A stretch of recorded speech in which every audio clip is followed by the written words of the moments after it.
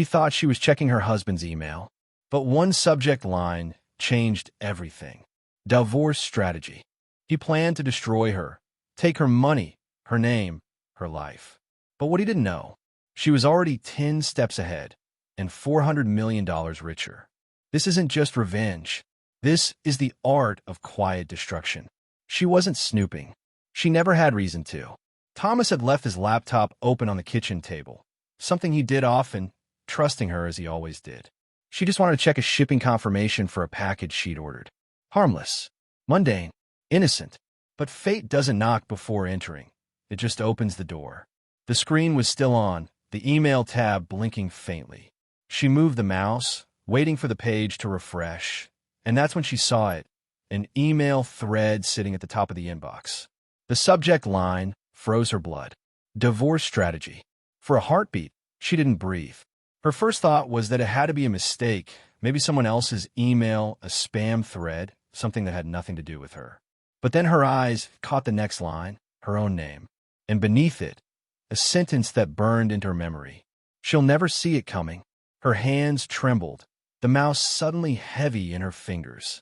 The morning light that had once felt soft now felt cruelly bright, exposing every detail of her disbelief.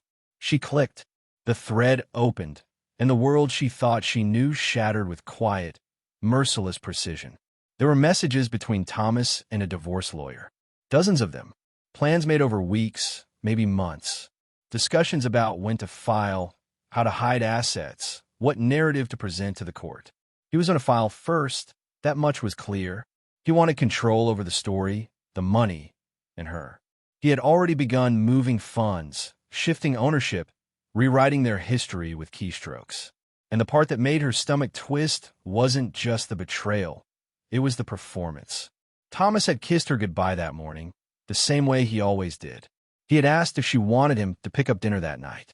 He had smiled, that same easy, practiced smile that used to make her feel safe. Now she saw it for what it really was, camouflage. Her heart pounded against her ribs, the room spinning slightly as she scrolled deeper. Each email was a blade. Each sentence, another cut. We'll frame it around her instability. She's dependent. We can argue she doesn't contribute. Once we control the accounts, she'll have no footing.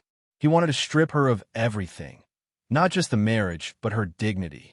She could almost hear his voice, calm and persuasive, explaining to the lawyer how she would react. She'll cry. She'll panic. She's too soft to fight back. The arrogance of it made her chest tighten. But then something inside her shifted. It wasn't panic. It wasn't heartbreak. It was clarity. Her shaking stopped. Her breathing slowed. She stared at the screen, then opened her phone. One by one, she began taking screenshots, carefully, quietly, methodically. Every thread, every attachment, every damning word. She didn't rush. She checked each capture, saved them to a hidden folder, and backed them up to a private email she'd created years ago for emergencies. A part of her she had almost forgotten, the sharp calculating part, came alive again. When she was done, she closed the laptop. Slowly, silently. Then she straightened up, looked around the kitchen, and exhaled. The world outside was still normal. The birds were still chirping, the kettle was still warm, and the morning sun still glowed. But everything inside her had changed. She wasn't a wife anymore. She was a strategist. Thomas had thought she was the fragile one, the one who leaned on him, depended on him, needed him. But he had never really looked at her. He had never asked who she was before him. He had no idea that the woman he planned to destroy had built an empire before he even met her. She didn't need him. She had never needed him. And now, as betrayal's sharpness turned into purpose, she smiled. A small, deliberate smile. When Thomas came home that evening, nothing in her demeanor betrayed what she knew. She made his favorite dinner, pasta with truffle butter and roasted garlic. She asked about his day. She listened. She laughed in all the right places. He talked about work, about a new client, about the weekend. He kissed her forehead. She kissed him back. To him, everything was normal. But inside, she was already building walls. Invisible, unshakable walls that would soon surround her fortune, her freedom, her future. That night, after he fell asleep beside her, she lay still in the dark. The moonlight cut across the room, falling softly on the laptop that sat on her nightstand. She turned toward it, her expression calm, her heartbeat steady. She reached out, opened it, and created a new folder on her desktop. Her fingers hovered over the keyboard for a moment before typing the name. Freedom. It was simple, clean, final. Inside that folder, she saved the screenshots. Then she opened a blank document and began writing notes, plans, dates, accounts, names. Every step would be careful. Every move, invisible. When Thomas rolled over in his sleep and mumbled her name, she looked at him, her face unreadable. The man lying next to her thought he was planning the perfect ambush. He thought she was still blind. He thought she was still his. But what he didn't realize, not yet, was that she had already left him. Not physically, not legally, but emotionally. The moment she saw the word strategy, something inside her shut down, and something else, far stronger, took its place. She closed the laptop quietly and stared at the ceiling, her thoughts sharp and still. She could almost hear his voice again. She'll never see it coming. A faint, humorless smile touched her lips. You're right, she whispered into the dark. I didn't see it coming. She turned onto her side, the glow of the laptop fading behind her. But neither will you. And with that silent promise, she fell asleep. Not as the woman he thought he controlled, but as the woman who would soon take back everything he tried to steal. In the morning, she would pour his coffee, pack his lunch, and kiss him goodbye. He would leave thinking he was still in control. He wouldn't notice that her eyes no longer softened when she looked at him, only measured. Because while he thought she was drifting toward collapse, she was already calculating escape. And every time he smiled at her, she smiled back, not with love, but with quiet, perfect vengeance. That was the day she discovered the truth. The day she buried the version of herself that trusted too easily.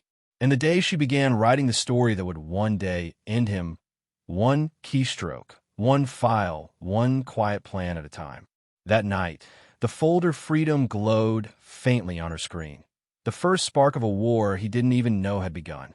Welcome back, my beautiful family and friends, to my YouTube channel. I have missed you all. Click subscribe and let me know in the comments where you're watching from, because tomorrow I will be giving you another story, just as interesting as this one, and you don't want to miss it. Now back to the story. Thomas always loved to play the role of the provider. He thrived on it. The image of the successful husband, the man who made things happen, who paid the bills, made the deals, and carried the weight of their world on his shoulders. He liked to say things like, "You don't have to worry about any of that, love. I've got it covered." And she would smile, pour his coffee, and let him believe it. Because believing was easier for him, and pretending was safer for her. What Thomas never knew was that before he ever entered her life, she had already built an empire that dwarfed everything he thought he owned. Long before his last name was attached to hers, she was a CEO, a founder, a visionary who had turned a small tech startup into a quiet giant worth over $400 million. She never flaunted it. She had learned early that real power doesn't need applause, it needs silence. So while Thomas spent years thinking he was her safety net, he was just a character in a story she had already written. And now, that silence, the same silence he mistook for submission, was about to become her greatest weapon. After discovering the emails, she spent days replaying every memory, every conversation, every casual dismissal. The signs had been there all along, hidden beneath smiles and dinner parties. He'd grown comfortable, careless even. He never questioned how she could afford certain investments, or why she never panicked during market downturns.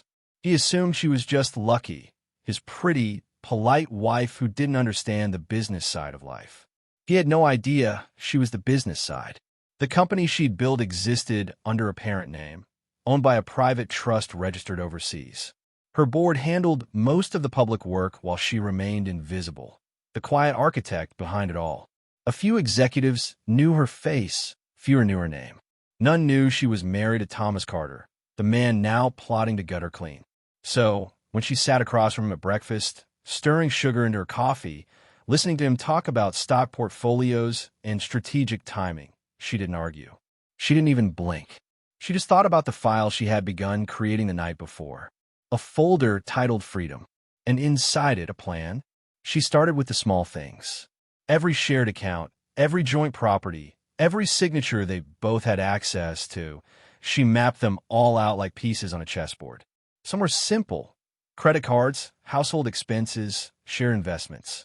Others were more tangled: business accounts where his name had appeared for convenience. She had patience and precision. She began the slow unweaving, quietly transferring ownership, creating new shell entities, shifting stocks through channels only she could authorize. She spoke with her private accountant and lawyer through secure calls, never from home, never from her usual devices. She used a separate phone, a separate SIM, a private line registered to a name that didn't exist. When she spoke, her voice was calm. She gave instructions like a surgeon performing a delicate operation: clean, exact, untraceable. Move 2% from the joint portfolio, she'd say. Reallocate assets through the holding firm by next quarter. Keep my name off every new document. Her team didn't question her. They had worked for her long before Thomas came along. They knew that when she said quietly, she meant absolutely invisible. Every step she took was designed to look like nothing had changed. At home, she remained the picture of contentment. She laughed at his jokes, nodded at his stories, made his favorite meals. To Thomas, life was beautifully predictable again. He had no idea that while he slept beside her each night, she was 3 screens deep into offshore banking portals. Her fortune began to move, slowly, discreetly, like a tide pulling away from the shore. A property in Italy, purchased years ago under her personal company, was quietly sold to a subsidiary under another trust. A string of old investments in Asia was liquidated and rechanneled through an account that could never be traced back to her name. Each transaction was below the reporting threshold, small enough to slip through unnoticed, large enough to make a difference. By the end of the first week, she had separated $32 million. By the end of the second, nearly 100. Thomas still walked around the house bragging about future deals, about diversifying the portfolio, and about how they would come out ahead when the timing was right. She'd smile softly and say, "Of course we will." He thought her silence was compliance. It was strategy. One afternoon, Thomas leaned over her shoulder as she scrolled through spa packages online. "You deserve a day off," he said, pressing a kiss to her cheek. "You've been tense lately." She nodded, her expression serene. He had no idea she'd booked an appointment, but not at a spa. That Friday, she dressed in soft beige silk, applied perfume to her wrists, and waved him goodbye as her driver pulled away from the driveway. "Have fun, sweetheart," he said, smiling, holding his coffee like a man who still believed he ruled the world. She smiled back. She wasn't going to the spa. The car took a different turn at the main road, heading toward the private banking district downtown, a place Thomas never had reason to visit. She arrived at a discreet glass building with no signage, no crowds, no noise. Inside, a woman greeted her by name, ushering her into a room lined with matte steel and silence. She handed over a folder of documents, each one meticulously prepared. Within 30 minutes, the paperwork was complete.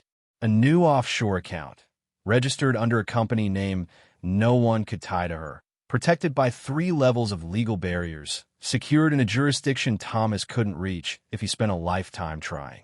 It wasn't just a financial move, it was liberation disguised as logistics. As she signed the final page, she felt a sense of calm she hadn't known in months. The kind of calm that comes when you take back what's always been yours. The banker looked up at her, curious but professional. "Would you like to name the trust, ma'am?" She hesitated only a moment, then said quietly, "Aurelia?" It was Latin for golden one. When she walked out of the building, the sky was pale blue, the kind of color that promised change. She slipped into the back seat of her car and closed her eyes. For the first time, she wasn't thinking about Thomas's betrayal. She was thinking about his arrogance, how easy it had been for him to underestimate her.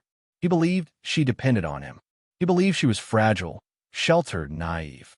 But power is often quiet, and silence, when chosen wisely, is a language of control. By the time she returned home, he was waiting at the door with a smile. "How was the spa?" he asked. She handed him a small paper bag with a scented candle inside and said, "Relaxing." He kissed her forehead and went back to his calls, never once suspecting that while he thought she was getting a massage, she had just moved more wealth than he'd see in his entire lifetime. That night, she sat at her desk, opened her laptop, and checked the balance of her new account.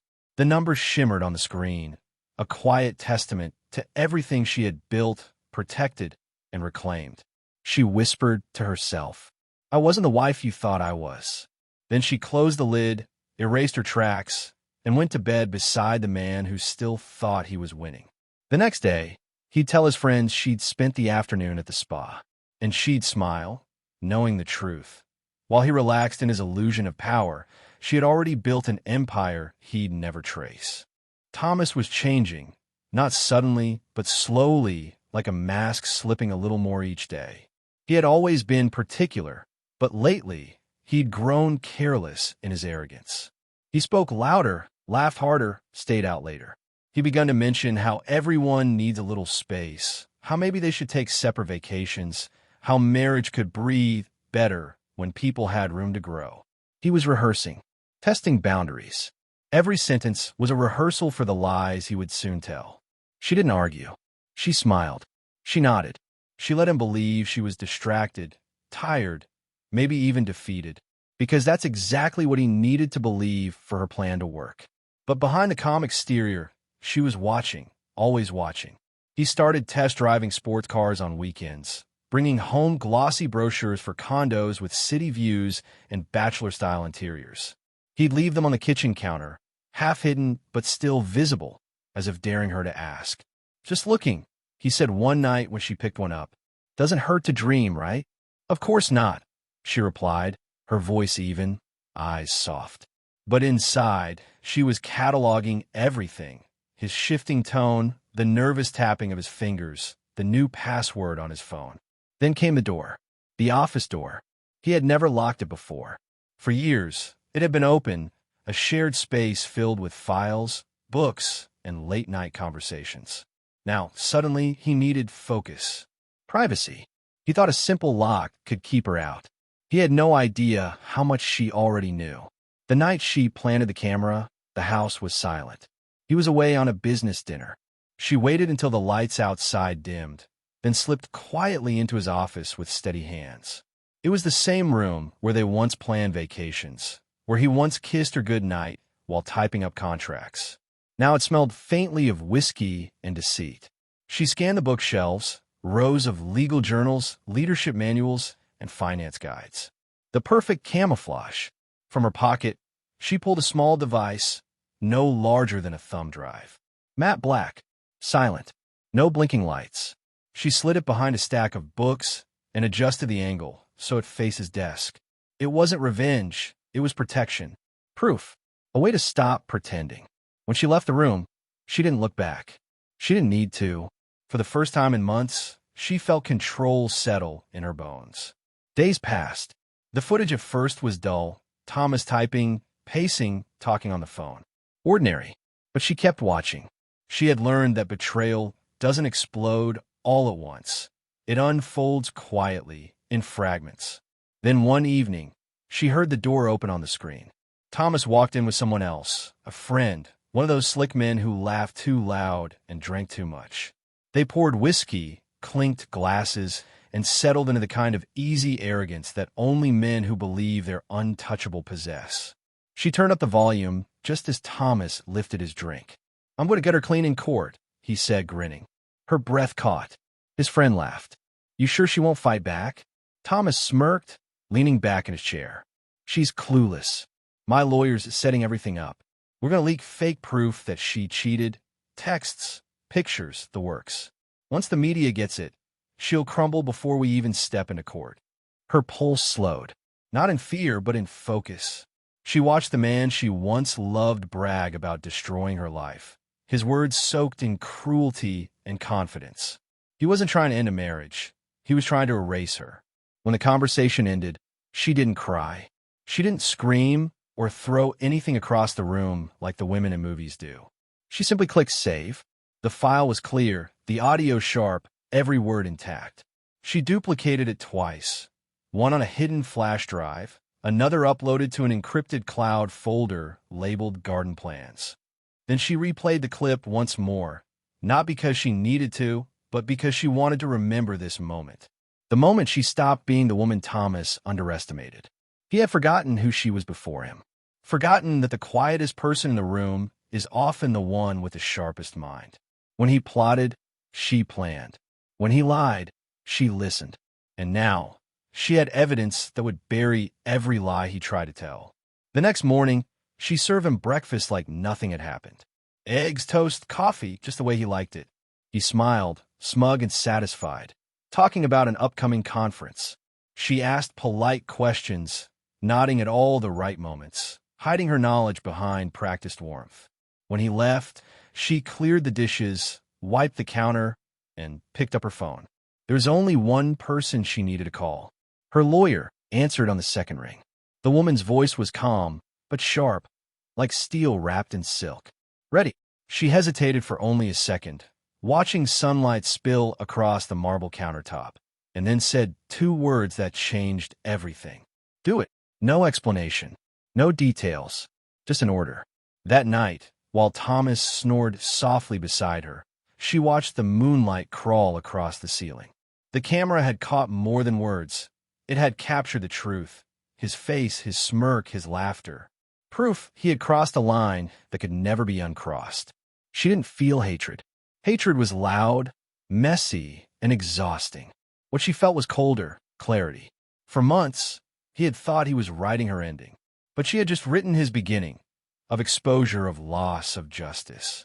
Somewhere deep inside, she almost pitied him.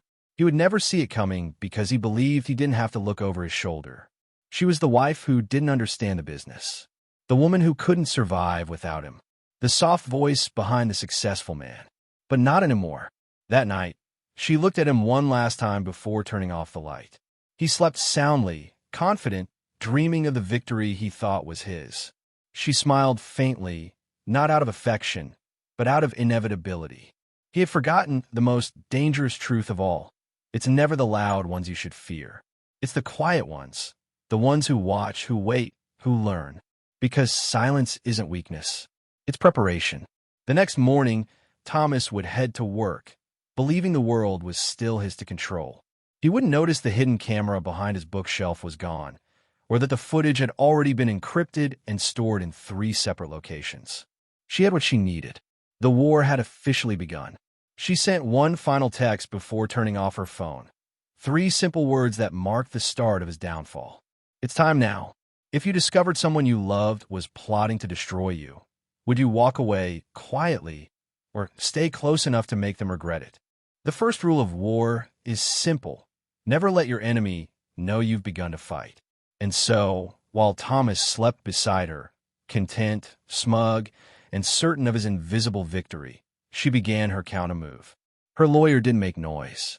There were no threats, no visible motions, no warning shots. The first strike came disguised as business. A small shell company quietly filing a lawsuit against one of Thomas's projects. Nothing personal on paper, nothing that screamed revenge. Just a line item in his inbox from a firm he didn't recognize. The lawsuit was subtle but strategic. It questioned an investment clause, froze a few of his assets temporarily, and demanded documentation he couldn't easily provide.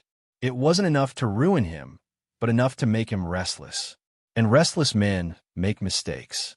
That morning, he came into the kitchen with a furrowed brow and his phone pressed to his ear. She watched him from the counter as he barked orders, pacing like a man who had just been caught off guard. What the hell do you mean a filing? Who's behind it? He snapped, glaring at his screen. When he hung up, his eyes met hers. Everything okay? She asked, her tone light, innocent. Yeah, he lied, forcing a smile. Just business stuff. You wouldn't understand. She smiled back softly. Of course. He walked away, still muttering under his breath. She turned back to her coffee, hiding the faint curve of satisfaction that threatened to reach her lips. He was distracted, exactly as planned. While he spent the next few days chasing shadows, she was busy moving $80 million, quietly, invisibly, and flawlessly. Her financial team worked like surgeons under her direction. Every transfer was measured, deliberate, and clean. The money came from different places: stocks, investment returns, trust dividends, even dormant accounts she hadn't touched in years. None of it screamed emergency. All of it whispered preparation.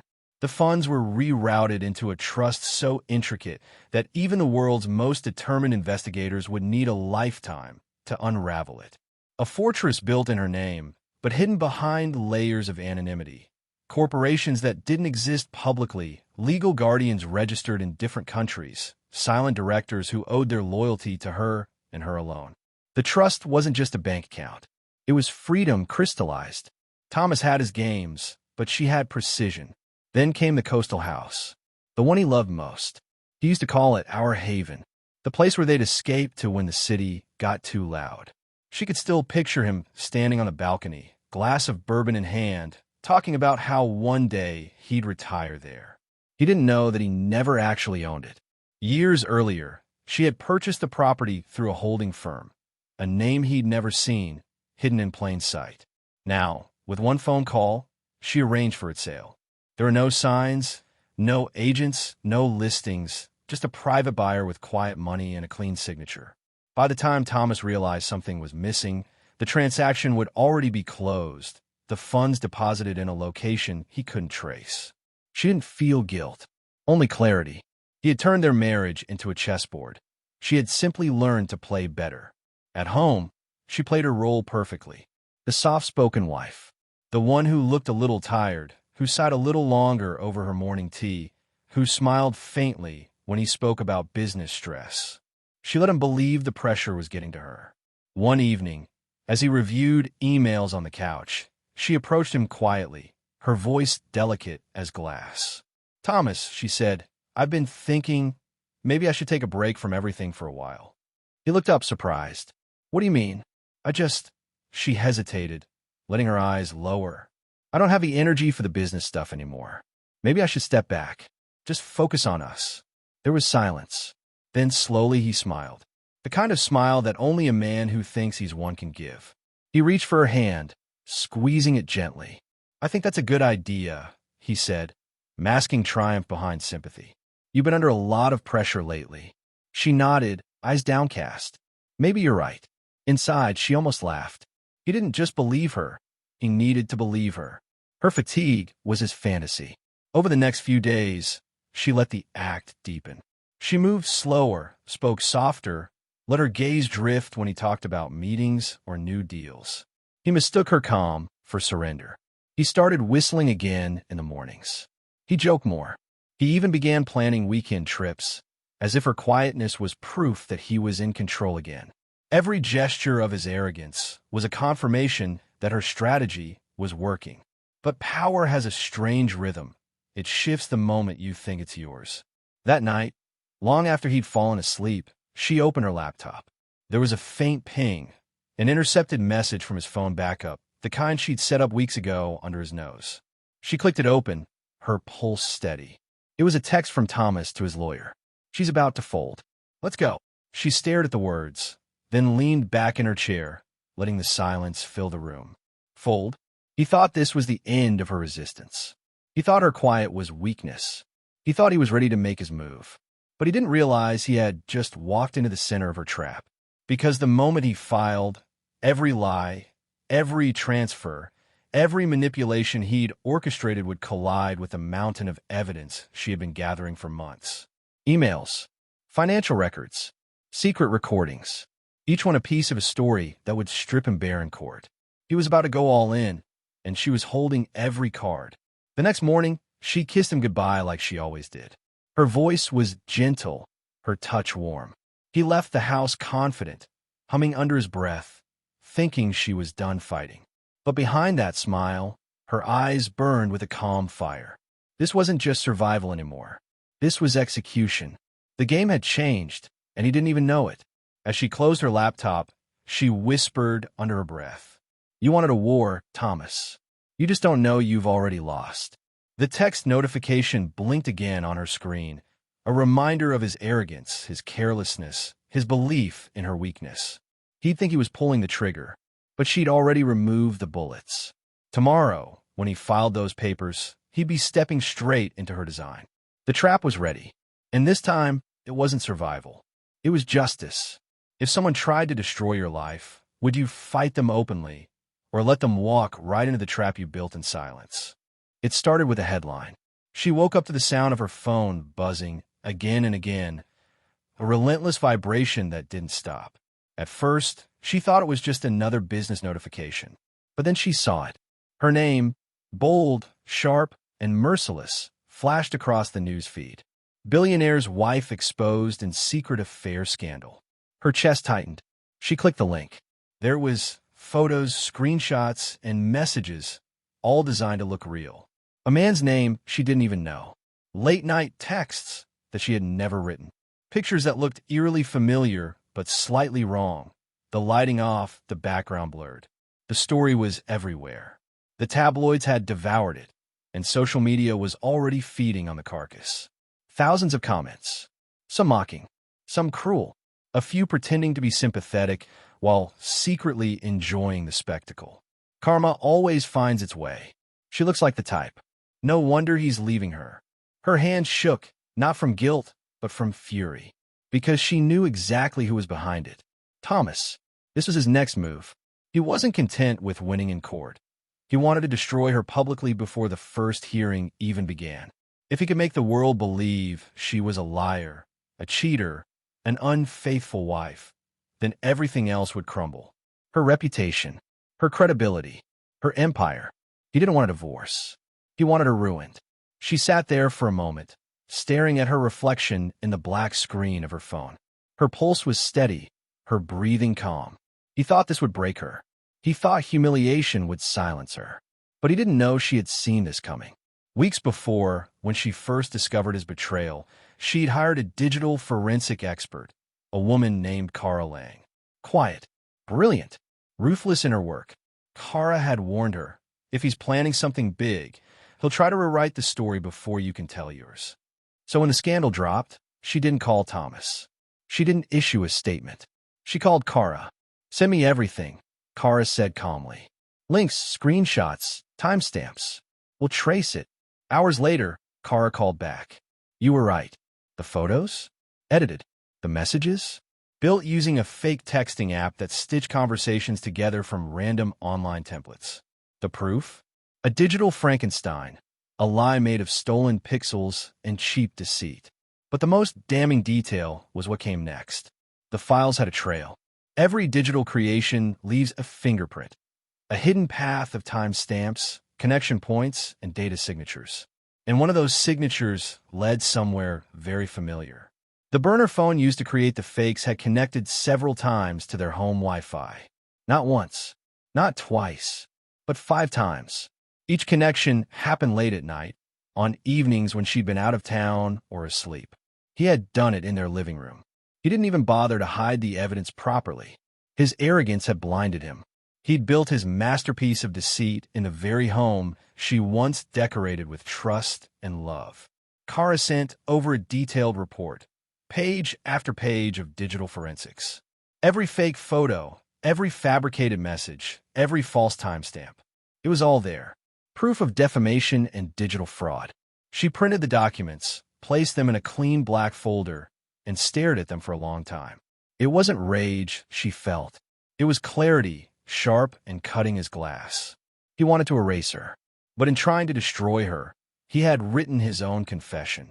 The next morning, the tabloids doubled down. New headlines appeared. Leaked photos reveal secret lover. Anonymous source confirms affair. Anonymous source. Of course. He was feeding the press from behind the curtain, enjoying the performance. At home, she didn't hide. She didn't run. She went about her day like nothing had happened. When he walked through the door that evening, pretending to be the wounded husband, she met him with a look so calm it unnerved him. "You okay?" he asked. "Of course," she said softly. "Why wouldn't I be?" He hesitated, searching her face for weakness. He found none. She smiled faintly, then turned away. He thought her silence meant surrender. It meant strategy. By nightfall, she was ready. Her lawyer arrived with a briefcase and a nod. Together, They reviewed every piece of evidence. 2 lawsuits, both airtight. Defamation, for knowingly spreading false information to damage her reputation. Digital fraud, for forging messages and manipulating data with intent to deceive. By morning, the papers were filed. The process servers would deliver them before the end of the day, one to his office, one to his home. Thomas wouldn't see it coming until the world already knew. Before the filings went public, she sat at her desk and drafted a single message for her social media. No anger, no accusations, just truth wrapped in quiet dignity. She typed slowly, each word deliberate. Sometimes silence is mistaken for guilt. Sometimes lies travel faster than truth. But in time, the truth always speaks for itself. Then she added one final line, and it will. She hit post. Within minutes, her words began to spread, shared by followers, amplified by journalists, whispered in comment sections. People who had rushed to believe the scandal suddenly paused. Something about her tone, so calm, so certain, felt too real to ignore. And just like that, doubt began to grow. By afternoon, the narrative had shifted. Small independent reporters started asking questions. Details in the fake messages didn't add up. The dates overlapped with public events she'd attended. The location metadata was inconsistent. Even the phone model used didn't match hers. The internet, once her enemy, began turning on him. This doesn't look right. Some of those photos are clearly edited. Why would she respond like that if she was guilty? The same crowd that mocked her now demanded answers. The empire of lies Thomas had built was starting to crumble, because the foundation was made of arrogance and cheap deceit. He had wanted to win the war of perception, but she had weaponized truth itself. He wanted her destroyed. Instead, he just made her untouchable. That night, she stood on her balcony, watching the city lights flicker below. Her phone buzzed. Notifications, messages, statements of support from people who once doubted her. She didn't smile. Not yet. This wasn't victory. This was only justice beginning to turn its head in her direction. Somewhere across town, Thomas was probably yelling at his lawyer, denying, deflecting, unraveling.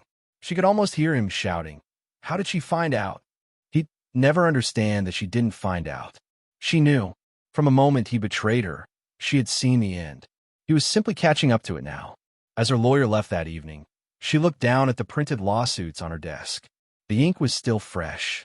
She took a deep breath, picked up her phone, and opened her social feed again. Her post had reached over 1 million impressions.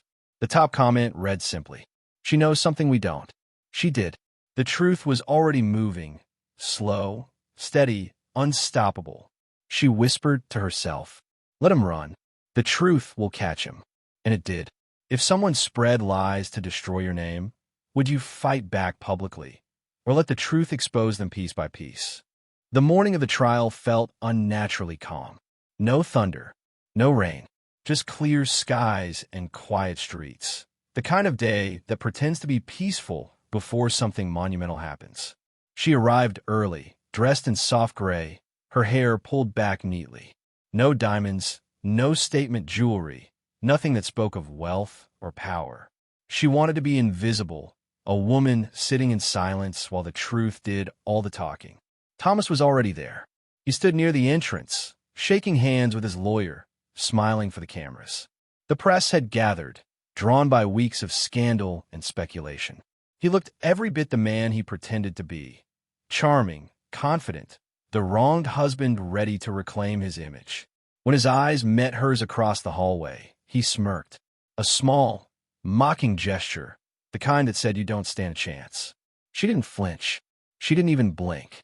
She simply walked past him, her heels clicking softly on the polished marble floor. Inside the courtroom, the air was thick with whispers and perfume. Reporters filled the back rows, their pens ready to write another chapter of her humiliation, or so they thought. Thomas took his seat at the plaintiff's table, perfectly composed.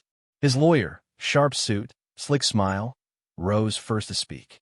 "Your Honor," he began smoothly, "we are here today because my client has been subjected to emotional and financial manipulation by a woman who—" She stopped listening. She didn't need to hear the lies again. She'd already read them in the documents he filed. every line crafted to make her look unhinged, greedy, faithless. When it was her turn to speak, she didn't rise. Her lawyer, a woman named Serena Vale, did. Calm, direct, and lethal in her precision. "No theatrics, Your Honor," Serena began. "Just facts." Thomas leaned back, confident, waiting for his chance to object. He didn't know what was coming. Serena walked to the judge's desk and placed a small USB drive beside the stack of papers. "With the court's permission," she said, "we'd like to play a short clip." The judge nodded. A hush fell across the room. The screen flickered to life. For a few seconds, there was only static. Then the video began, grainy but clear enough. Thomas appeared on the screen, sitting in his home office, a glass of whiskey in one hand, his best friend sitting across from him. Then came the words that would haunt him forever. "I'm going to get her clean in court. We'll fake the proof, texts, pictures, everything." The courtroom froze. No one moved. No one breathed. Even Thomas's lawyer looked stunned, his color draining as the audio continued. Laughter, confidence, cruelty. On screen, Thomas looked like a man enjoying his own brilliance. In reality, he sat in silence, his jaw tight, his palms sweating. When the video ended, Serena didn't gloat. She didn't even look at him. She simply said, "Your Honor, this footage was obtained legally within the marital home. It directly contradicts every statement the plaintiff has made." But she wasn't finished. Next came the digital forensic report, the one that traced every fake photo, every edited message, every forged proof back to the same device, the burner phone that had connected to their home Wi-Fi. The judge read the report carefully, flipping through pages that mapped Thomas's deception line by line. Then came the bank records, evidence of hidden accounts, secret transfers, and offshore holdings. Every one of them showed intent to conceal assets before the divorce filing. And finally, the emails, dozens of them, outlining how he planned to manipulate the narrative, leak false stories to the media, and discredit her reputation. Each document was a nail, and together they built a coffin for his lies. Thomas tried to recover, whispering frantically to his lawyer, who was now pale and sweating through his collar. They called for a recess. The judge allowed 10 minutes. In the hallway, he avoided her eyes. His charm was gone. His smirk had vanished. He looked smaller now, like a man watching his empire crumble one truth at a time. When court resumed, he tried to explain. He stammered about context, privacy, misunderstanding. But every time he spoke, Serena countered with evidence, clear, cold, undeniable. There was no way out. The lies he had built, the story he had controlled, the smear he had crafted, all of it was unraveling in front of the same people he once fooled. The judge's patience thinned. His tone grew sharper. His eyes turned from curiosity to quiet condemnation. When the ruling came, the courtroom was silent. The judge adjusted his glasses, looked at both parties, and spoke with finality. "Based on the evidence presented, it is the court's conclusion that Mr. Carter acted with deliberate intent to defame, defraud, and conceal assets during divorce proceedings." Thomas's shoulders slumped. The judge continued, "All accounts linked to the plaintiff will be frozen pending further investigation. Any attempts to access or transfer funds will be considered obstruction of justice." Then came the final blow. "The defendant," he nodded toward her, "is granted full ownership of all personal and business assets previously shared.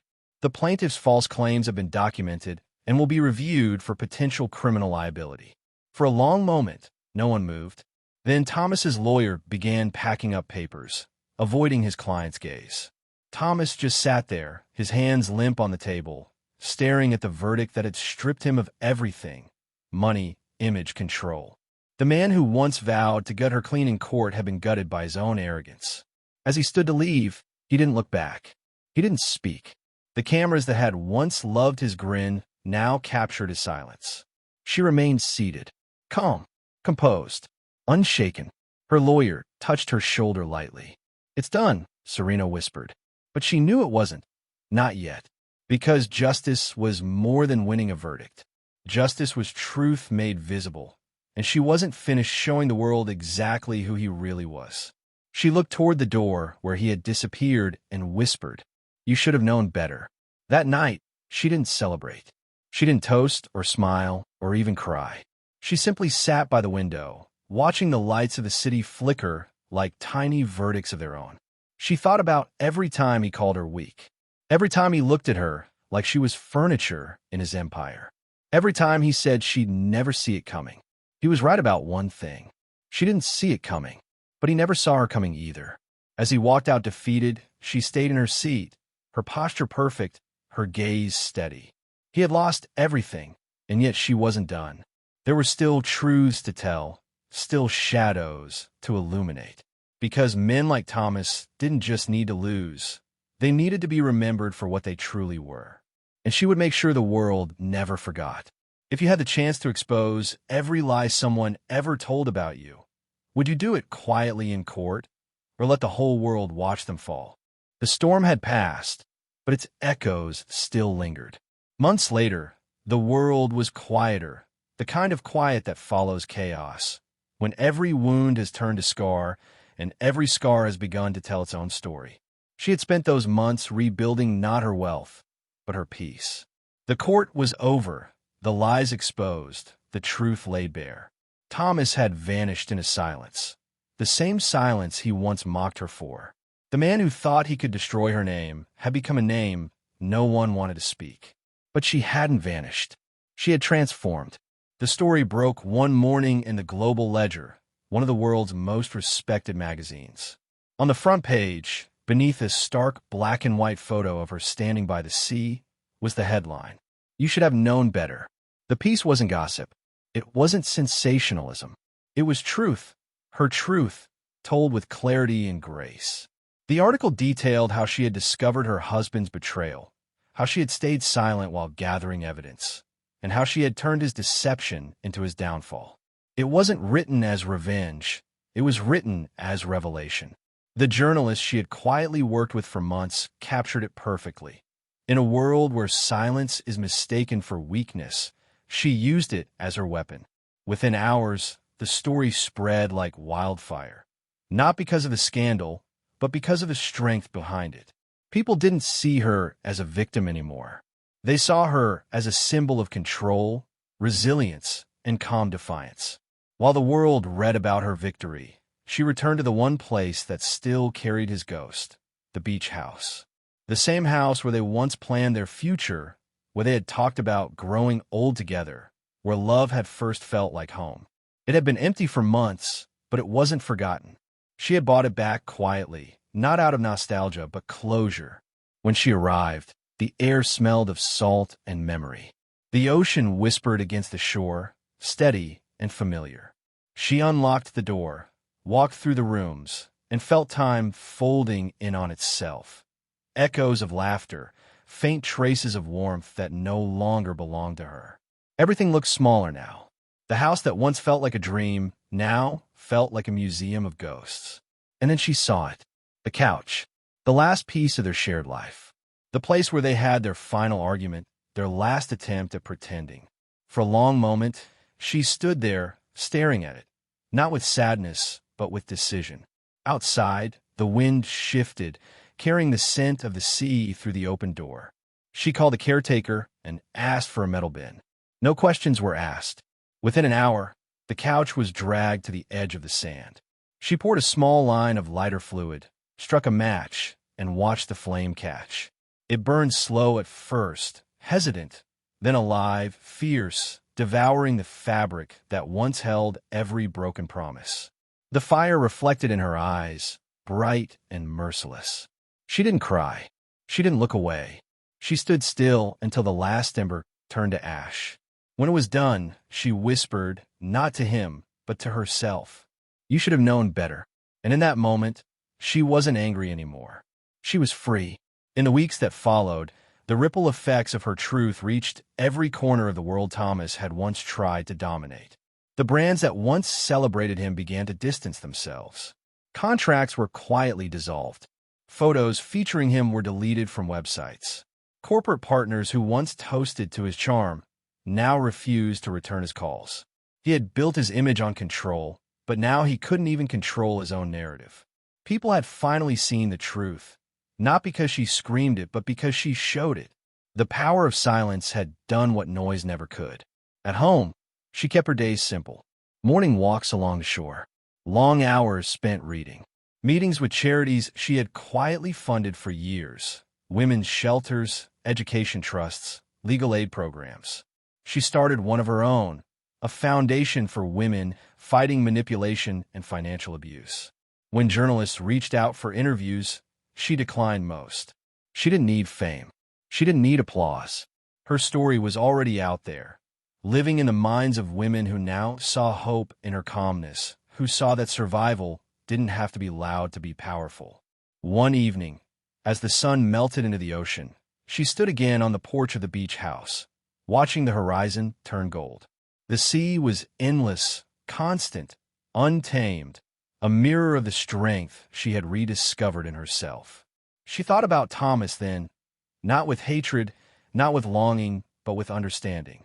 He had tried to weaponize her love. He had turned her affection into a trap, believing that care made her weak. But what he didn't understand, what he could never understand, was that love isn't weakness. It's resilience disguised as tenderness. He had taught her freedom without meaning to. And for that, she was strangely grateful. The world eventually moved on. New scandals replaced hers. New names filled the headlines. But somewhere in that quiet shift, her name had changed meaning. It no longer stood for betrayal. It stood for endurance. She had become a story whispered in boardrooms and shared in quiet corners of cafes. Did you hear about the woman who turned her husband's scheme into his undoing? Some called her ruthless. Some called her brilliant.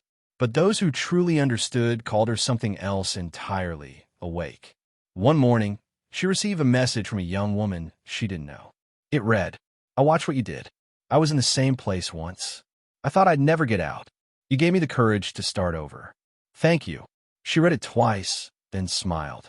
That was all the validation she would ever need. Because survival wasn't about revenge. It was about creating space for others to rise to. As night fell again, she closed the balcony doors and glanced once more at the empty spot where the couch had burned. Only a faint circle of ash remained, a quiet reminder that everything destructive eventually turns to dust. She picked up her pen and wrote in her journal, "Betrayed but not broken. Strength rises in silence." Then she signed it with one word: freedom. If you believe in resilience, justice, and self-love, share this story. Let it remind you that strength isn't always loud. Sometimes it's silent, patient, and unstoppable. Gemstone your strength starts here. If someone tried to turn your love into your weakness, would you let it break you? Or would you rise from it and make your silence the loudest thing they'll ever hear? Let me know your thoughts in the comments.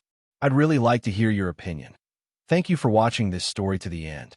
And if you enjoy stories like this, don't forget to subscribe and turn on the notification bell so you won't miss the next one. Click on the image showing on your screen right now to watch the next one.